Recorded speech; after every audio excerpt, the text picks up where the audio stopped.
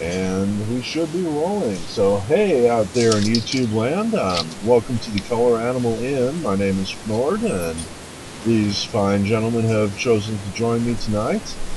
And there goes the stream. Hang on just a second. We'll catch it. There we go. I don't want the echo effect.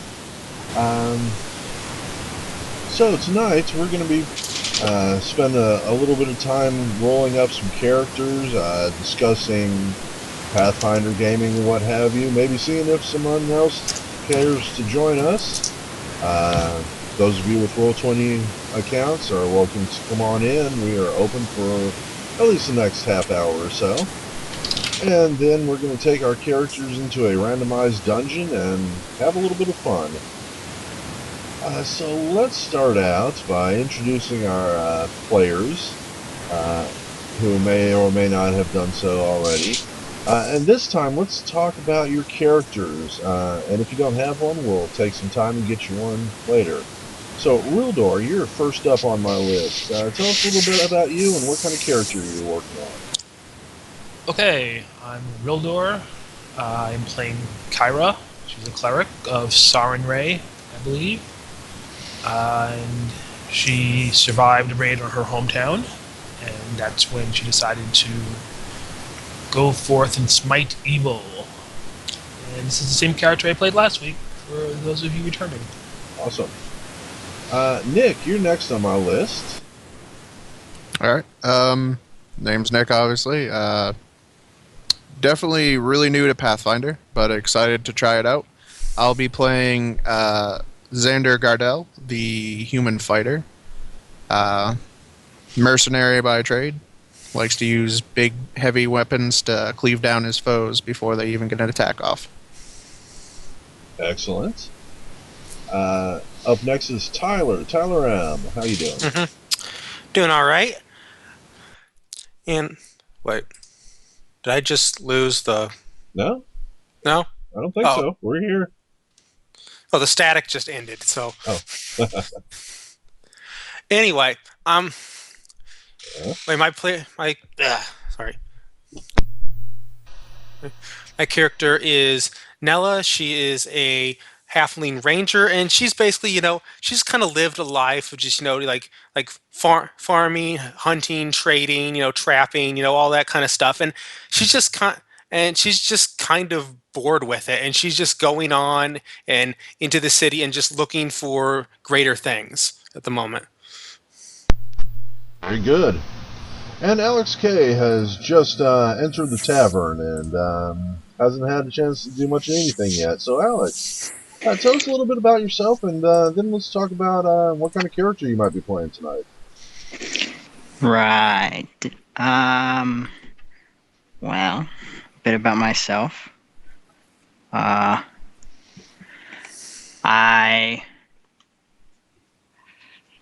got my start here on Roll20, and somehow, somewhere, I met Fnor. And I like to join in every now and then.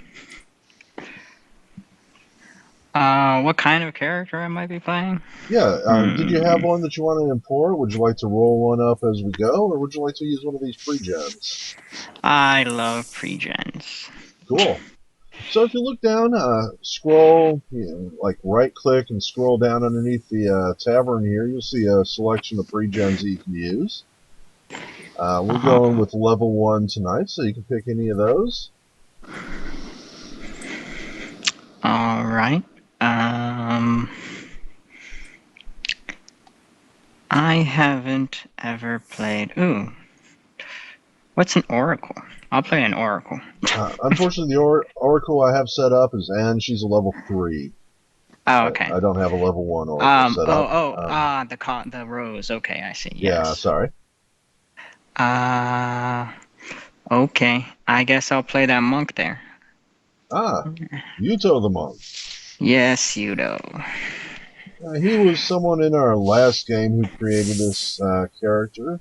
So, as to not disrupt him, I'm going to give you a copy of him. So give me just a moment here.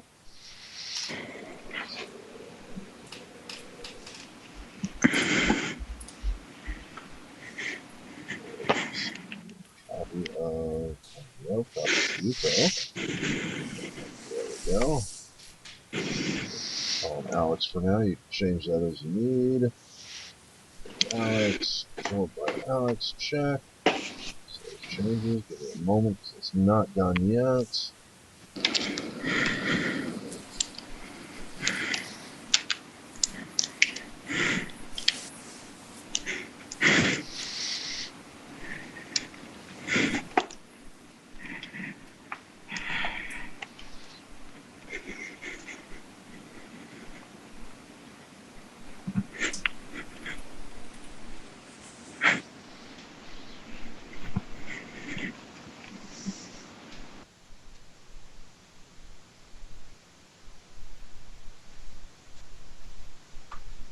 There we go, Alex. You should now have a copy of Yuto in your character sheet, in your journal.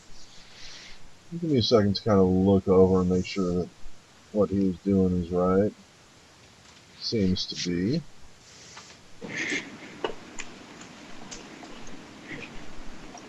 Yeah, looks All good. right. I got it. Okay. Cool. As for the others, let's see. Nick, you said you're going to play a fighter, and you said something about him using a great sword. Yeah, he has a couple weapons, because what's a fighter without his weapons? So which one would you say he used most often? Oh.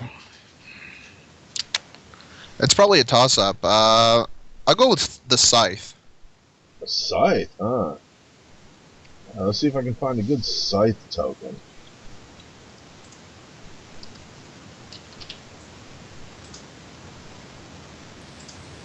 You gonna be like an armor-wearing guy, too? Yep.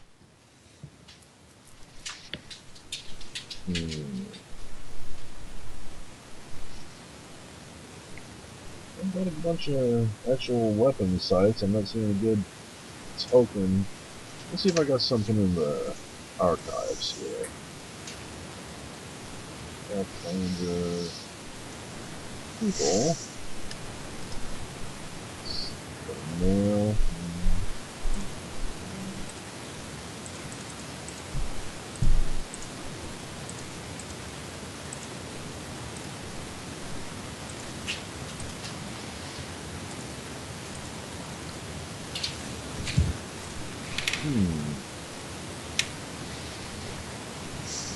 This isn't really a scythe, but take a look on the map right here by the front door. Let me throw that out as an option for you.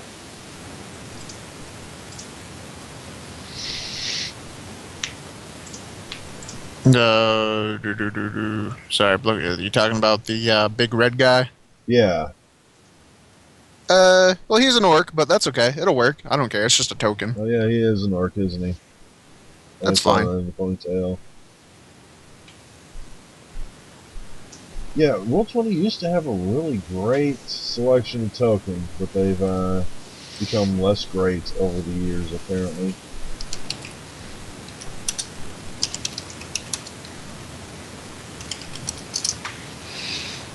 Let's see what else we got here. Hang on. I got a guy with a shield, no weapon. Got some sort of guys with swords. Scythers are kind of hard to find. Sword will do. I have a He's great more sword of a- anyway. Kind of a Arabian-looking dude we might go with. Whoa, he's kind of big.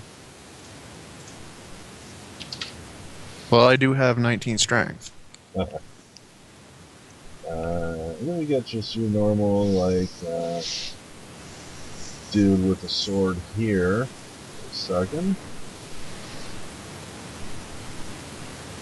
Any of those appealing to you? Like I said, it's just a token. Even though I don't use a shield, I'll do the guy with the purple All cloak right, and stuff. that'll work. And let's see, Nick. Did you change your name? Are you Xander? Yep. All right. Give me a second. I'm going to link this token to your sheet.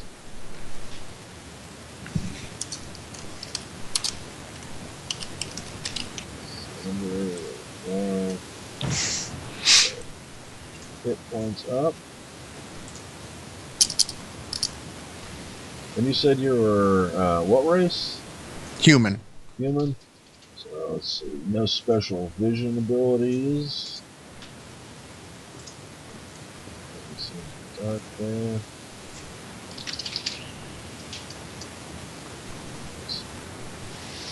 Default. There we go. You should now be able to control this token. Click it and move it around. Excellent. Oh, I did one thing I need to change.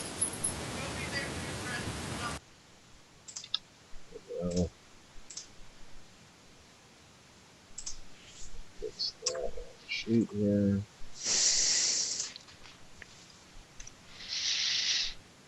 There we go. And Tyler. Tyler, you're still named Tyler? What are you playing? You're, What am I? What? Were you the halfling? Yes. What class? Ranger? Ranger. So you're looking for like a bow as your primary weapon? Yeah. Yeah, let's see what I can find.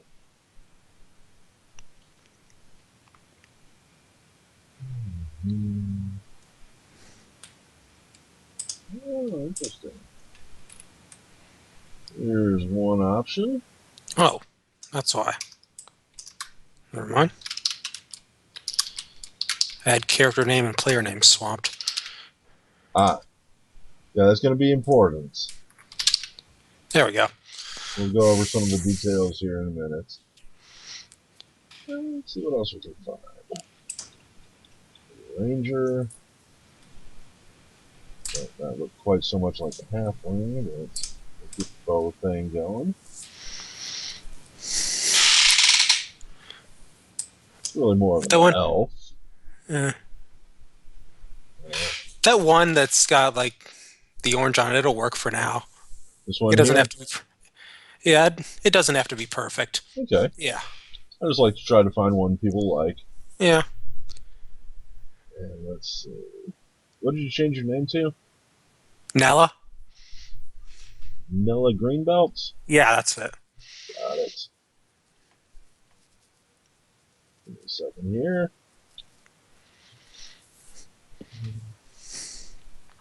And do halflings have special vision? They have like dark vision or something? I don't think so. Let me see. Yeah, I'm not sure. Size, base speed, languages, fearless, doesn't seem so. Okay. Then one more step and we'll be ready. Oops.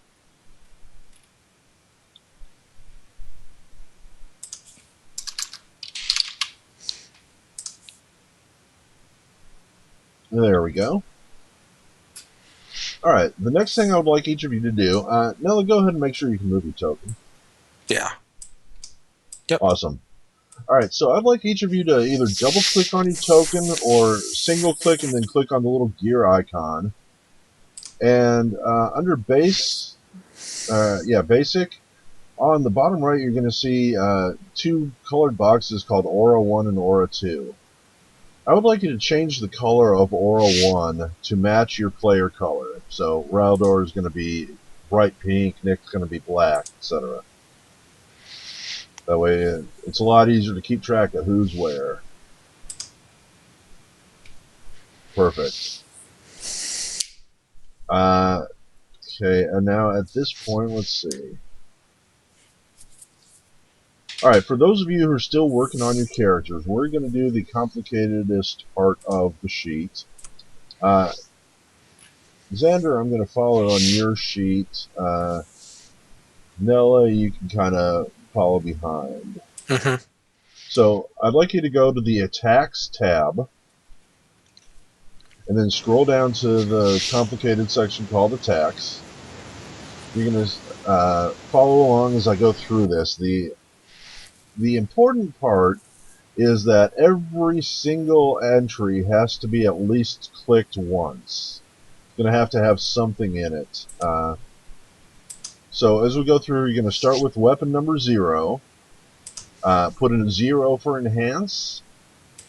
The next box is masterwork. You're going to have to click that and then click it back off. Excuse me.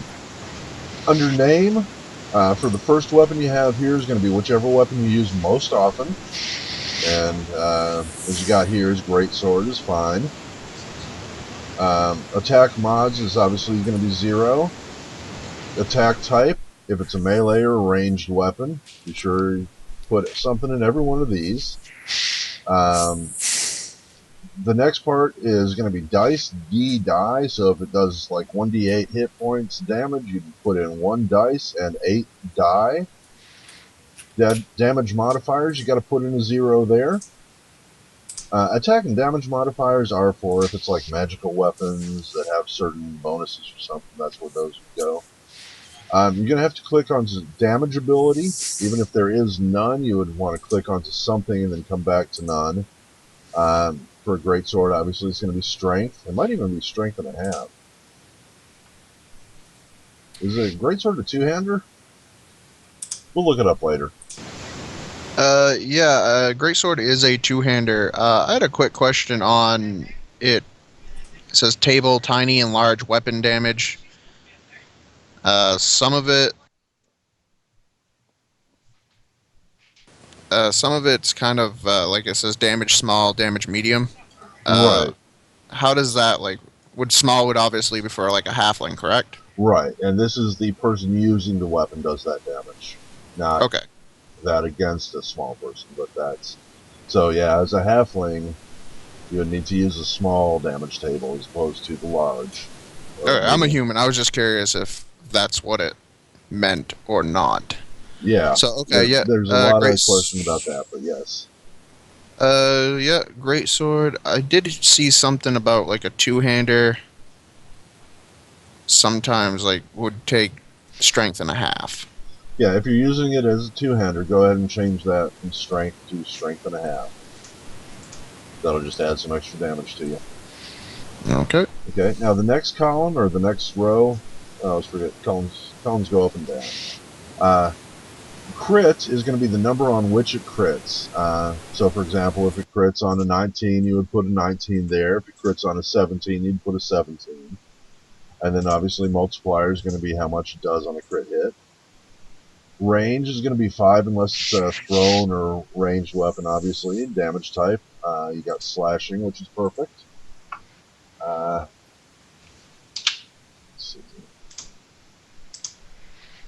Weight and ammo, I'm not concerned about, but you do have to put something in there. So just put a 1 for each. If you do have like ranged weapons or something, that's where you'd want to keep track of your ammo there. And proficiency is going to be yes, obviously, unless you chose a weapon you're not proficient in. Once you click proficiency, you should see right above there a little gray box that says attack. And that is going to be the total number added to your D20. So proficiency makes a big difference there. The next section is attack notes. You don't have to put anything, but you do need to click on it. And then ID is last. That's for something I'm working on. It's not active yet, but you do have to click on it. And the reason for this is because Roll20 being a computer program is kind of stupid. It's going to look for these different values at different points, and if it doesn't find one, it's not going to say, oh, well, there's nothing there, I don't need to worry about it. It's going to say, oh my god, there's nothing there, I can't do anything, and give you an error message. So, once you've made sure you've done that for all of your weapons, we are almost done and ready to go.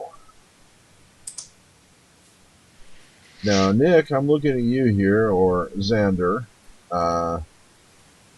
and it looks like you got all 3 of yours set. So I'm going to switch over and make some slight adjustments here. I want you to keep looking at your weapons page, or your attacks page, and let's see, the first weapon up there is your greatsword, right? Yeah, that's correct. And that's got a 5-foot range. Your second one is what? Second one I have down is or javelins for my ranged. Javelin. And thrown is a 20-foot range. I think javelins are 30. Let me just make sure because I Yeah. could obviously be wrong. 30 feet for a javelin. Cool. I'm pretty sure just generic thrown weapons are 20, but I may be wrong. And what's your third weapon? I noticed you had the third one. Third weapon is going to be the scythe. Yeah, that's also 5-foot range. Check. There we go. You should be good to go, and I'll explain how things work here in a minute. Tyler or Nella, Yes. did you follow along okay with that on your character sheets for the I attack section? I think so. I think everything's as it should be. Cool. Let me take a quick look. Looks good. Alright, so let me see. What's your first weapon? Longbow. Longbow. That's what, 120 feet range? That was just 100. It may be. I'm Yeah. trying to go by Yeah, it's memory. 100. Yeah, 100 it's 100. foot? Gotcha. And your second weapon? Longsword. That's awesome. Just 5 feet. Good. As far as Kira and Alex are concerned, they're already set up. Now, Alex, you're welcome to change your name if you like. You don't have to be Alex the Monk. You can be whatever you want. I do need to make sure that everybody goes through your character sheet, and up top it's going to say character name, player name, and race. Player name has to be exactly the same as the first word in your player icon down here at the bottom where you chose your color. So Nick, his player name has to be Nick. Tyler has to be Tyler, and Alex has to be Alex. If one of those changes, be sure to change the other one to match. Character name can be obviously anything you want, and you're going to want to change it on both the token and your character sheets. Alright, so looking at your tokens here, everybody should be able to see everybody else's token. You're going to see a color around it. Then you're going to see at least a green bar. Green bar is hit points. So you can see how each other are doing health-wise. You're going to see the monsters as well. And as the bar goes down, you're going to see less health, but not necessarily exactly how many hit points are left. You can see on Kira that she has blue and red bars as well. If you have something else you'd like to keep track of, you're welcome to use those. You can do that by either double-clicking on your token or just clicking once and filling in the circles. This can be whatever you want. But the real joy of tokens here, and Alex, you probably haven't done this yet. I'd like you to go into your settings tab up above the upper right corner above the chat room. Click on settings. The top section is going to be macros. You're going to see a whole bunch of macros, and I'd like you to click all of those to in bar and then show macro quick bar at the bottom. Make sure that's set. Then you'll have a bunch of buttons down underneath the player icons here. This is some stuff that I've been working on that makes the game go a lot faster. All right. And then, when you click on your token, you should see a bunch of buttons pop up in the upper left corner. Kind of along the top of the map. Yes. These are going to be token specific. They're going to include your various attacks. If you look carefully, you'll find like whatever your weapon name is, along with the range, so you can tell easily how far you can shoot. And then there are other buttons in there. INIT stands for initiative. That's going to be important. CMB is combat maneuver and such. You're going to ask for like saving throws and perception rolls. You're going to get those out of there.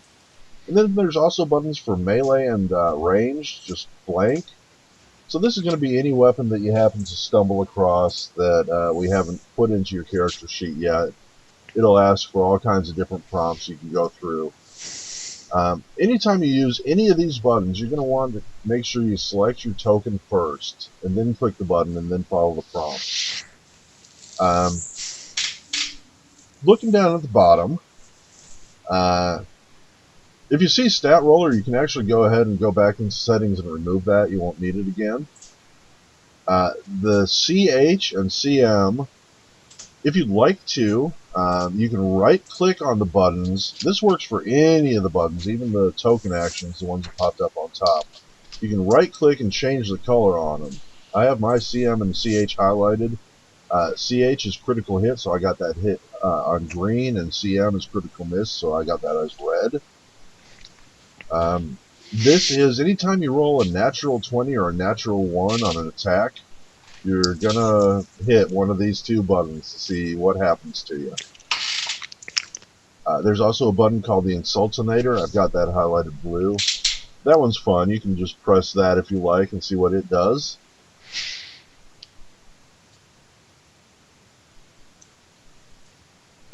Alright.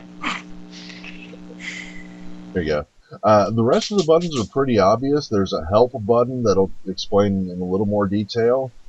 And then there's a language button that you can use. At the moment, I don't have languages set up, but yeah, we'll probably not end up using that, but we may. Then the other buttons like look and examine, you can use on Barth over here. He's set up to respond to those. So if you look and you don't get any message, it means you set something up wrong with your player and character names. If you look and do get a response, only you're going to see that. Nobody's even going to know that you're looking at them. However, examine is going to give you more detailed information, but they may notice you staring. Barth won't do anything if you'd like to give someone would like to examine him. He won't mind. You can use these buttons on the various monsters and certain other things that you might encounter during tonight's game. And I strongly suggest you do not attempt to break or disarm Barth. He doesn't take kindly to that sort of thing.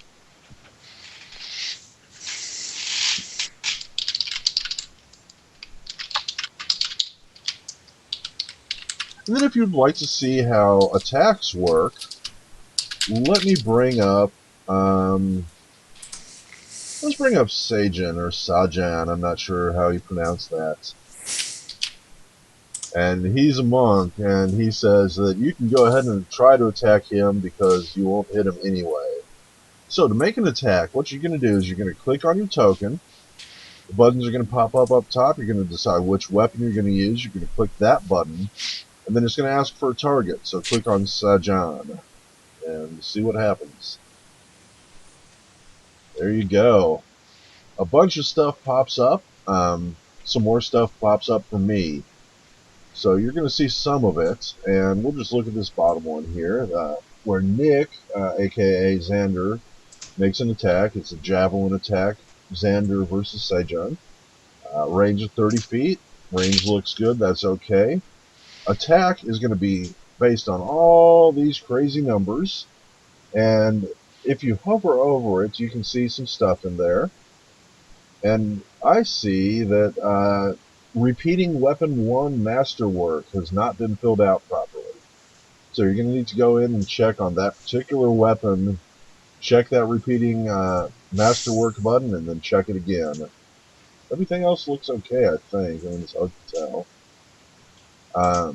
And the result of 2 means that I compare that to the AC of the target that I've got here, and I can see that even a 5 didn't hit. And I will tell you whether you hit or miss. It'll roll up damage. It automatically takes things into account. And then like any other notes that you might have, go in there. pretty much everything's going to be very automated. So even those of you who are not familiar with Pathfinder will have the ability to play quite easily. As far as further gameplay goes, I like a very, I won't say rules light, because I do go by the rules, at least mostly, but I like a free-form game. So if you've got an idea that, you're not sure if there are rules for it, you're not sure if you can do it, go ahead and throw that out. We'll see what happens. I might, come up with something on the fly to deal with it. Let's see, what else is there? That's about it, I guess. That's the basics, at least. Does anybody have any questions? Yeah, just about armor. Uh-huh. Quick setup on that. I bought half plate. Okay. So is there an easy setup real quick for it? Armor is going to be under defense, on your defense tab on your character sheet. You're going to scroll down, you'll see a section there for armor and shield. Okay. Yep. You should just fill in half plate for the type. It's going to ask for the AC bonus, the dexterity penalty or something like that, and all that stuff. Armor check penalty. That's the one. And that comes in to kind of simulate the fact that you're wearing big bulky armor and trying to, climb up a wall or something. It'll give you a penalty against that. Acrobatics type thing. And certain other more or less dexterity based skills that you might try.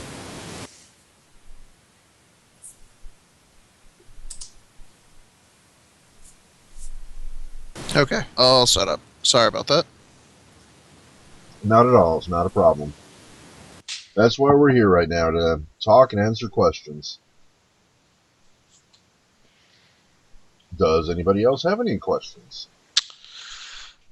Yeah, I have just a question, since all the attack stuff is automated and everything, how that's going to work with favored enemy. Any modifier like that comes into play, we're just going to do manually. You're going to say, okay. all right, this guy, he's an orc, he's my favorite enemy. That means I get a +2 to attack him and +2 damage. And, just remind after the roll, and we'll say, okay, look, you rolled an 8, so we're going to add 2 to that. That makes it 10. So you hit.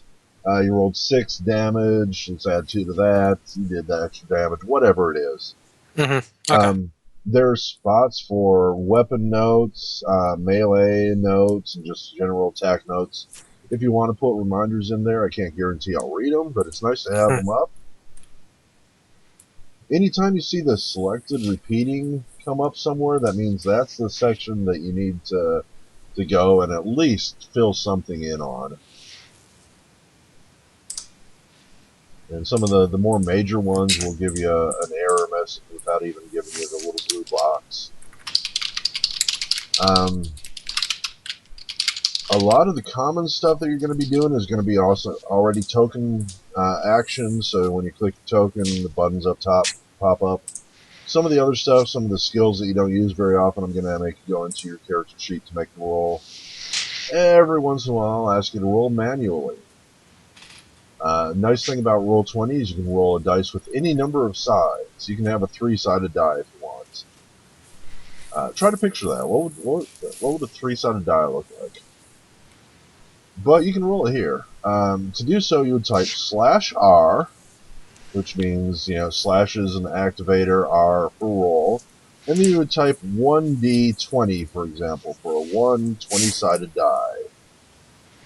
And you get a result like that. That sort of thing will come up from time to time. Like using a healing potion does 1d8 plus 1. So you just type /R 1d8 plus 1. And you get something like that. What else? If you feel like typing up some role play, you can use the me or emote ability, which is going to be /ME or /EM for emote, and then a space and then a string. And whenever you type in there is going to come up as like an action. So you can type /me frowns, and it'll come up as Xander frowns, or type /em M. Chirac climbs up on a table and starts dancing around. And, whatever you want. That's just for, fun roleplay purposes. Yep, there you go. And everything else we'll pretty much do by voice, pretty much.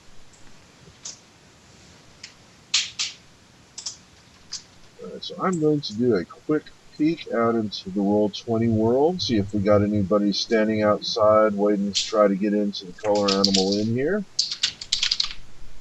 And I'm not seeing anybody offhand. Scroll down a little bit. Anybody got any other questions? With heavy armor, obviously, I get a movement speed penalty. Do I have to keep track of that manually, or is there a place for me to stab that into? It's under core. Okay, I just changed my base down to 20. Yes. Okay. And then manually we'll remember if you take it off for some reason. Just, remind me of that sort of thing. Okay, sounds good. So each of you had 1,000 gold pieces to buy starting gear with. Some of you had pre-gens, may have already had your gear. If there's something that's not on your sheet that you'd like to buy, now's the time to do so. We'll assume there's an adventuring store nearby. I've actually got a character who comes in and sells healing potions and stuff, but, so make sure that you got any just incidentals you want that you think your character would need.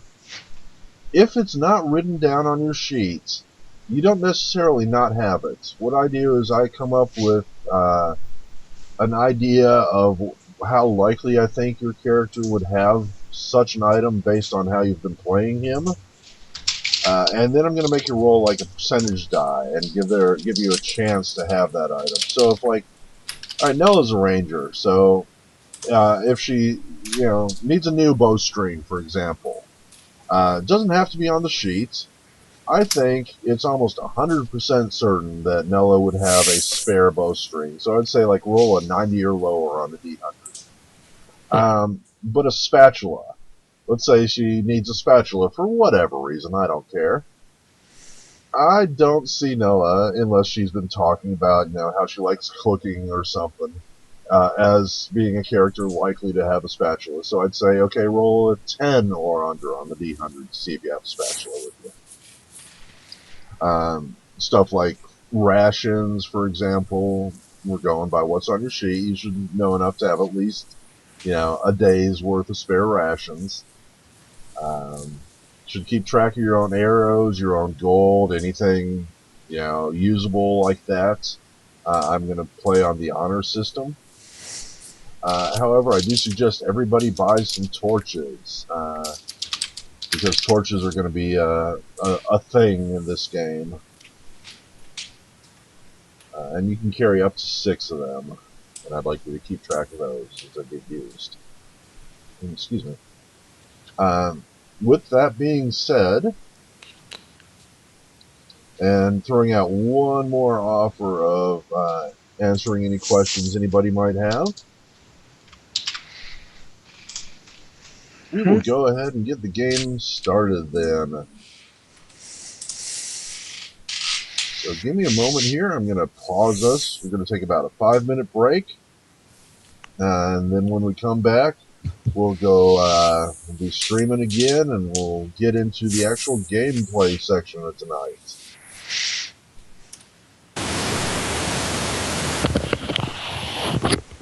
Alright, and we're going off